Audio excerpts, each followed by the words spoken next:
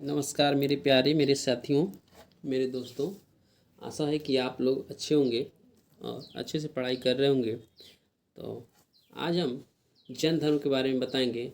DElEd class चल रहा है, फर्स्ट सेमेस्टर, और मैथ का क्लास हमने ख़त्म कर दिया। आप नहीं देखे हैं तो जाइए देखिए। और सामान्य अध्ययन यानी सामाजिक अध्ययन जो है वो भी क्लास 14 क्लास हमने ले लिया है। आप नहीं देखें तो प्लेलिस्ट में जाकर देखिए।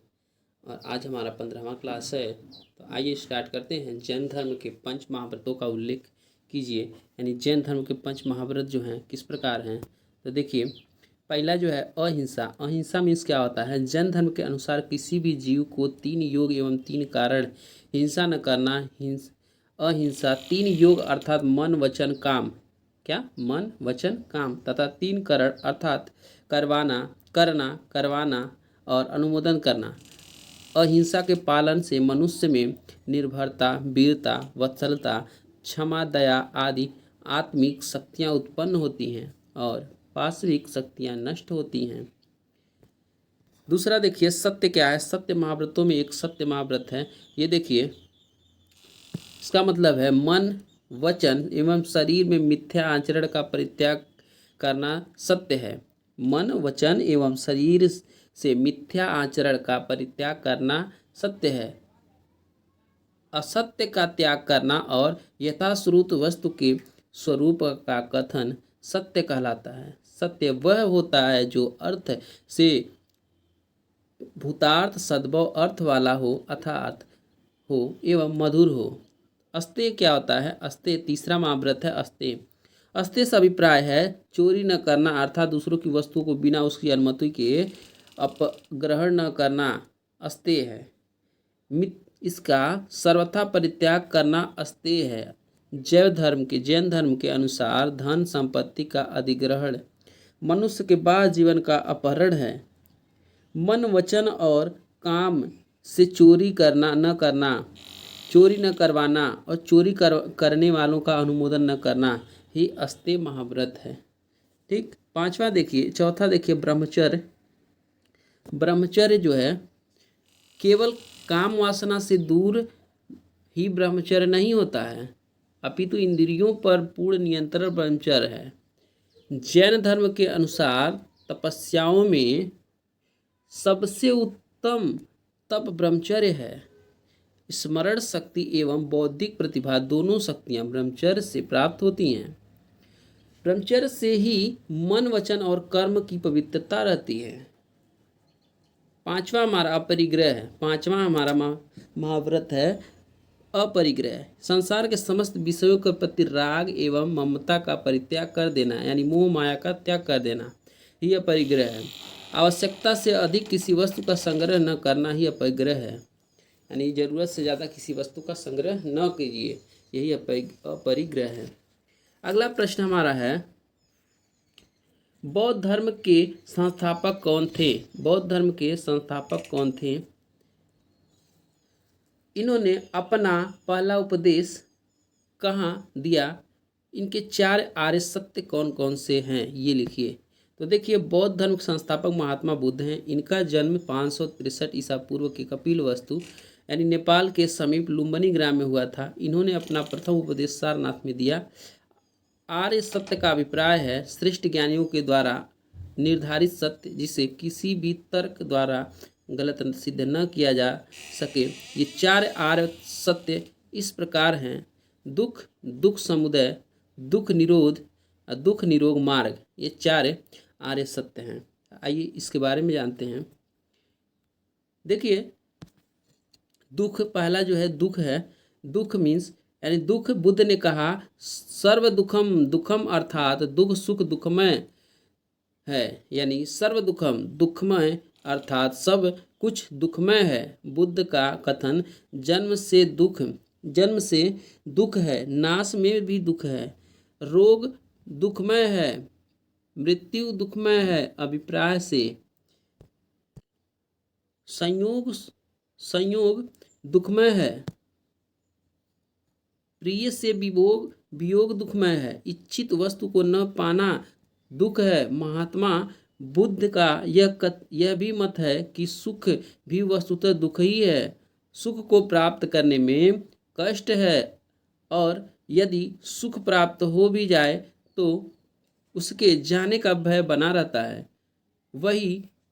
वह भी दुख है, और सुख और दुख में कोई अंतर नहीं है। यह महात्मा बुद्ध ने बताया है दुख के। अब दुख समुदय, दूसरा दुख समुदय है। इसमें देखिए, दुख समुदय में यह विश्व दुखमय ही नहीं अपितु उसका कारण भी है। ये संसार जो है ये दुखमय ही नहीं है, और ये दुख का कारण भी है, क्योंकि वस्तु या घटना बिना किसी कारण के नहीं हो सकती। हो सकती। बुद्ध का मत है कि दुख भी एक घटना है, दुख का भी कारण है। इसलिए उन्होंने दुख के कारण का विश्लेषण प्रतीत्य समुदाय सिद्धांत के माध्यम से किया है। दुख का निरोध देखिए, दुख का निरोध तृतीय आर्य सत्य दुख निरोध या निर्वाण है। तृतीय आर्य सत्य जो है दुख निरोध या निर्वाण है, यानी दुख से कैसे छुटकारा मिले। दुख का कोई न कोई कारण है, जो दुख है उसका कोई न कोई कारण है। यदि दुख के कारण का अंत हो जाए तो दुख का भी अंत हो जाएगा। अर्थात जब कारण ही नहीं होगा तब कार्य की उत्पत्ति कैसे होगी। जब दुखों का अंत हो जाता है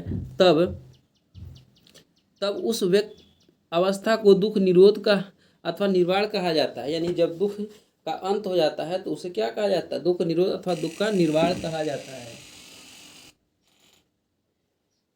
नेक्स्ट है चौथा हमारा दुख निरोध मार्ग है। क्या है? चौथा हमारा दुख निरोध मार्ग है। इसमें देखिए कहा गया है कि चौथे आर्य सत्य में बुद्ध ने बताया है कि दुख निरोध का मार्ग, निरोध का उपाय है जिसे दुख निरोध मार्ग कहते हैं। दुख निरोध मार्ग दुख के कारण का अंत होने का मार्ग है, यानी रास्ता है, जिस पर चलने से निर्वाण की प्राप्ति होती है। इस मार्ग को अष्टांगिक मार्ग भी कहा जाता है, यानी दुख निरोध को अष्टांगिक मार्ग भी कहा जाता है। सौरमंडल से आप क्या समझते हैं? नेक्स्ट प्रश्न है, सौरमंडल से आप क्या समझते हैं? तो आइए देखते हैं सौरमंडल के बारे में। सौरमंडल यानी सोलर सिस्टम, सूर्य के चारों ओर चक्कर लगाने वाले विभिन्न ग्रह, क्षुद्र ग्रह, धूमकेतु, उल्कापिंड एवं अन्य आकाशीय पिंडों के समूह को सौरमंडल कहते हैं। एक बार और देखिए, सूर्य के चारों ओर चक्कर लगाने वाले विभिन्न ग्रह, जैसे क्षुद्र ग्रह है, धूमकेतु है, उल्कापिंड है एवं अन्य आकाशीय पिंड के समूह को ही सौरमंडल कहते हैं। अब आइए, अंतरिक्ष में कई आकाशगंगाएं हैं, जिनमें से मिल्की वे नामक हमारी आकाशगंगा, यानी हमारी आकाशगंगा का नाम है मिल्की वे। ये देखिए बहुत बार क्वेश्चन पूछा था हमारी आकाशगंगा का नाम क्या है, तो मिल्की वे है। कई सौरमंडल है। सूर्य एवं उसके चारों ओर गुरुत्वाकर्षण बल के कारण घूमने वाले ग्रहों को उपग्रह, उल्कापिंड व धूमकेतु को संयुक्त रूप से सौरमंडल कहा गया। यानी सूर्य के जो क्या होता है, इसके गुरुत्वाकर्षण बल के कारण इसके चारों ओर घूमते हैं, ग्रह घूमते हैं, उपग्रह घूमते हैं, उल्कापिंड घूमते हैं, संयुक्त रूप से सौरमंडल कहा जाता है इनको। हमारे सौरमंडल का केंद्र सूर्य है तथा इसमें 8 ग्रह हैं। 24 अगस्त 2006 को अंतर्राष्ट्रीय खगोलीय संघ यानी IAU ने ग्रहों की नई परिभाषा दी, जिसके तहत केवल यहाँ चमकदार खगोलीय पिंड ग्रह माने जाएंगे जो अपनी कक्षा में सूर्य के चारों ओर चक्कर लगाते हैं और जिनका द्रव्यमान इतना है कि ये बाहरी ग्रहों के प्रभाव से बचने हेतु अपने गुरुत्वाकर्षण के कारण लगभग गोल आकार के हैं। साथ ही अपने पड़ोसी पिंडों की रक्षा नहीं लांघते हैं, यानी कक्षा नहीं लांघते हैं। यानी प्लूटो जिसको बोलते हैं कि कक्षा सौरमंडल के दूसरे ग्रहों की तुलना में झुकी हुई है और वरुण की कक्षा को काटती है। इसी के आधार पर यम यानी प्लूटो